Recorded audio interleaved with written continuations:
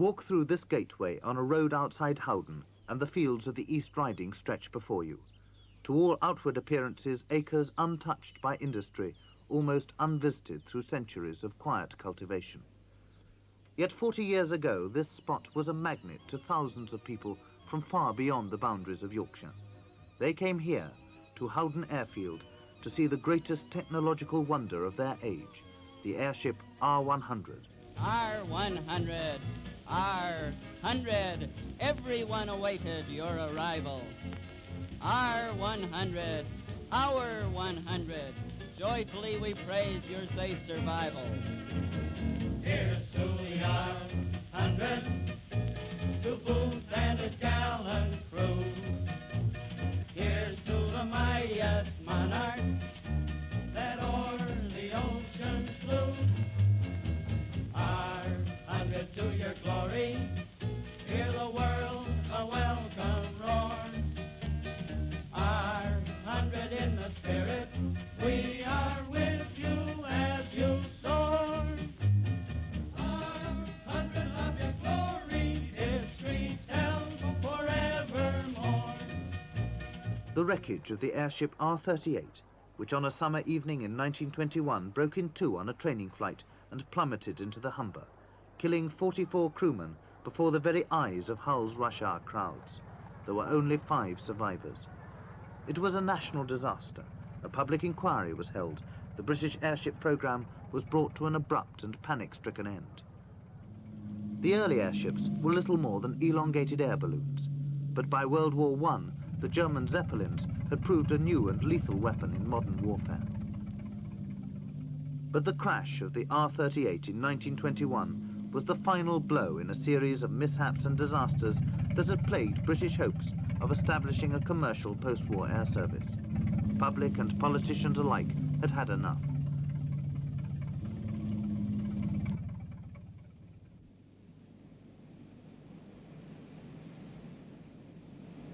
The great airship stations, including Howden, were closed down, earmarked for the demolition men. The airship designers and engineers were out of work. It seemed at the time that only one man still believed in airships. Commander Denniston Burney had never travelled in an airship, nor had he even seen one, but he believed airships could provide a new communication system for the Empire, whose outposts took weeks to reach by land or sea. The great passenger aeroplanes were still only on the drawing boards. In 1924, Prime Minister Ramsay MacDonald approved a modified version of Burney's plans.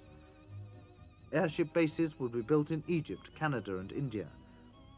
Work would begin immediately on 2 airships. And so, for the airship builders, it was back to activity again. The government would build one airship, R101, at Cardington in Bedfordshire. A private firm, Vickers, would construct the other, R100. Both airships were to be the first of a fleet carrying hundreds of passengers along the Empire's airways. In airborne spaciousness and luxury, unrivaled by any of today's jet liners. Palm-deck ocean cruise ships of the sky. R100 was the greatest engineering achievement of the 20 years of the British airship effort. In the whole of Britain, Vickers could find only one shed large enough for R100, at Howden in Yorkshire. They formed the Airship Guarantee Company and chose Barnes Wallis as chief designer. Vickers had were the only firm in the country who had any experience of building rigid airships. They dug me out and put me in charge of the whole thing. And that happened in about 1922. Wallis was the most experienced airship designer in the country, with 6 to his credit. Refusing the help of Major Scott's committee, he designed R100 himself. The committee went on to design R101 with disastrous results. And Scott, with whom I'd done a great deal of flying in the First World War when I was in the Royal Naval Air Service, came to me and said, "We've given you the number 100 because we know that your ship will only be a sort of imitation Zeppelin, and we're going to be 101 because we shall start a complete new series of wonderful ships with everything much better than the Zeppelin. And so those poor fellows started not knowing a thing about it. Of course, no one had built an airship at Howden for many years. Where on earth did you find all the riggers and the other workmen to build Hull. them? They were all taller men from Hull. And they were perfectly marvellous. I've seen 2 or 3 of those men at a height of 170 feet above the ground, with nothing below, nothing to protect them, walking on an angle only about 3 inches wide, and crossing a span in the roof about 20 feet, without any handrail, hand rope or anything. Incredible fellows. It must have been a fantastic task to build such a huge thing as Yes, an it airship. was.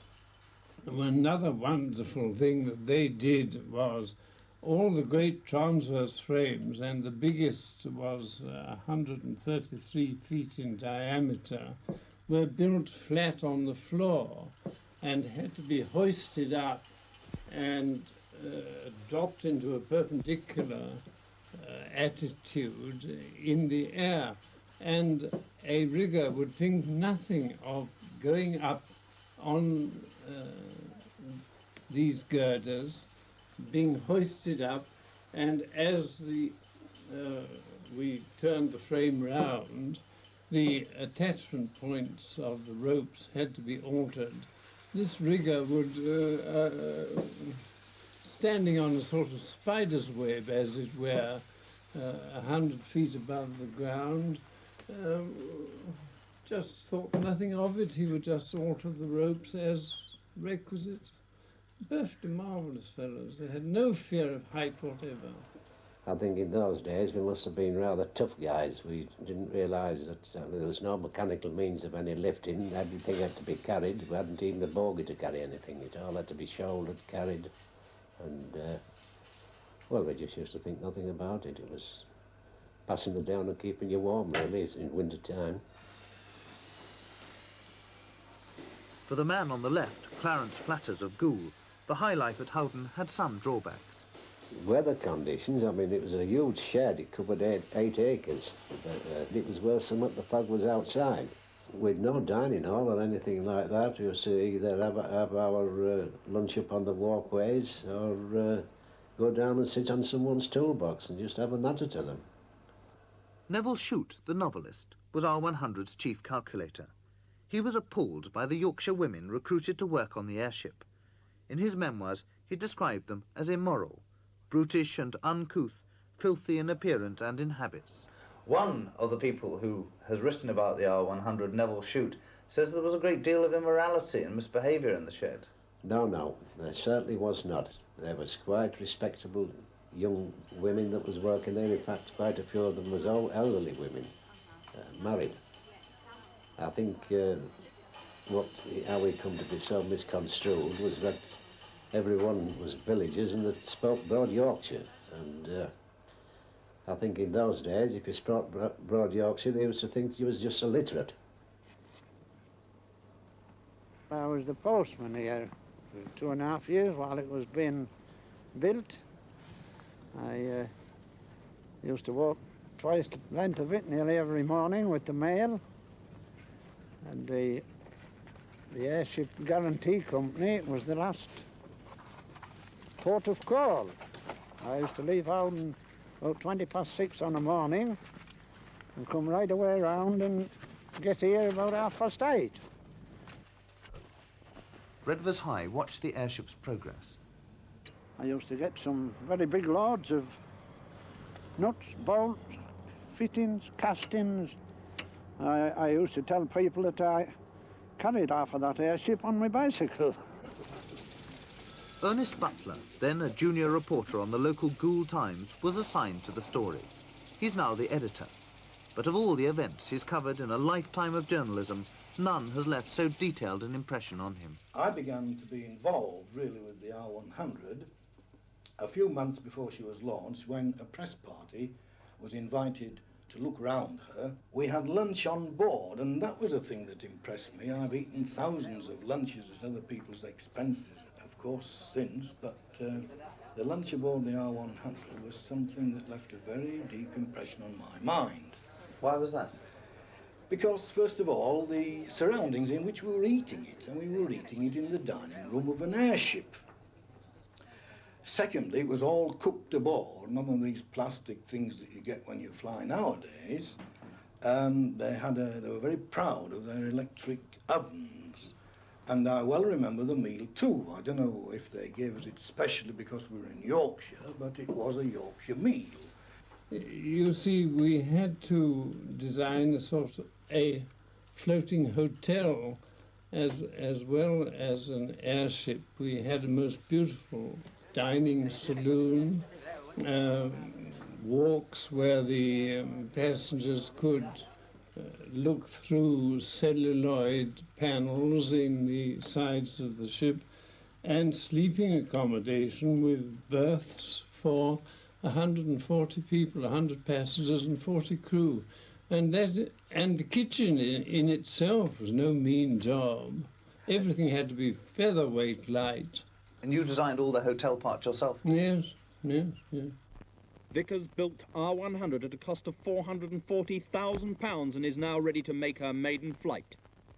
I was amazed, I shall never forget it as long as I live, at the literally thousands of people who were swarming on the roads through Howden from all directions and converging onto the airfield. I got there at 5:30. They were cooking breakfast, they were eating sandwiches, they were playing gramophones by the roadside, and there was really a blare of noise.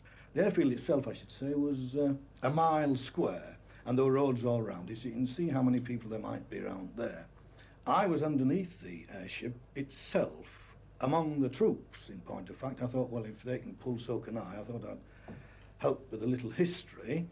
And then the command was given to let go, and the troops let go, and at the same time as the airship just surged up into the air, water ballast was released. Tons and tons of water ballast as she surged up, and everybody underneath, including myself, were completely drenched. She went up to about a height, I should say, of about 800 feet, and then the engines were started, and she turned very slowly in a northerly direction, I remember, because she first went to York, so it would be to the north. And then there was a magnificent spectacle, I remember, because the sun was just rising above the horizon, a winter sun. And it was a huge red ball as it came up, and the R100 seemed to go straight at her, and the result was that she shone as if she were on fire. I shall never forget that as long as I live. She seemed to glow. People, I think, were rather awed by it all, because they'd never seen anything like it. I mean, here was 700 feet and more, going slowly, majestically over our heads, full of hydrogen and petrol. I mean, nobody knew what might happen. And then the cheers went up again as she disappeared in the distance. She did a circular loop, as it were, and then came back after about 20 minutes to make her final dip. Something caught my eye, and I kind of had a fright. It was the airship had come out, and just the nose of the airship was coming across, straight across here on the road there. And that was the last of the R100. We never saw her again.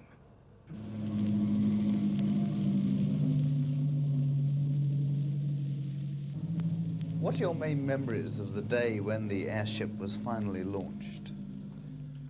Well, I was inside her, so I really didn't. It was all organised, and I was inside. Oh, I don't think.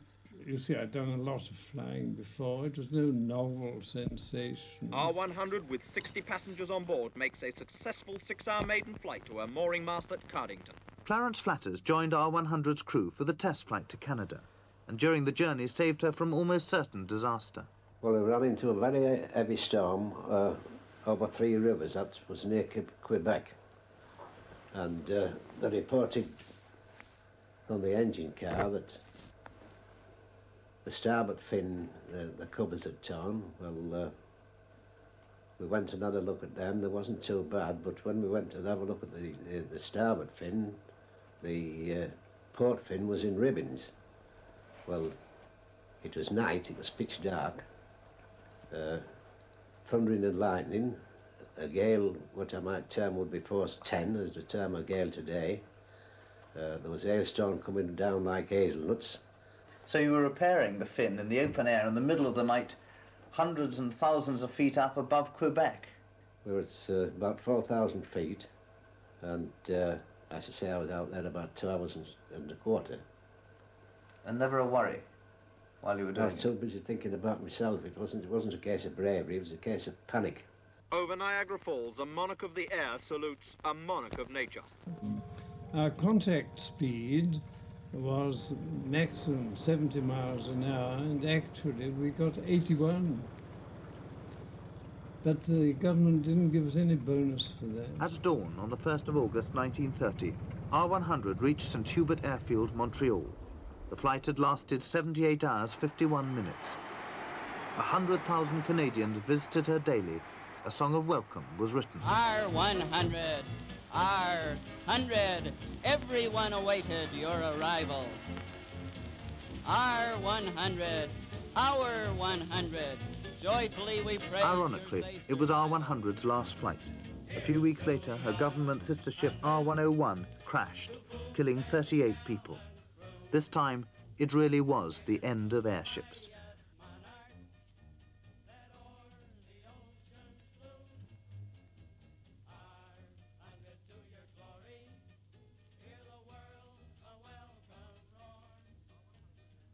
R100 had cost nearly £500,000.